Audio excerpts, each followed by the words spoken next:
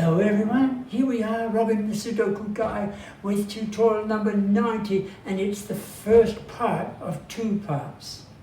This is a short little video, but let me explain what's going to happen. I have here a puzzle which you are welcome to copy onto a grid of some kind. You can stop the video if you find that easier.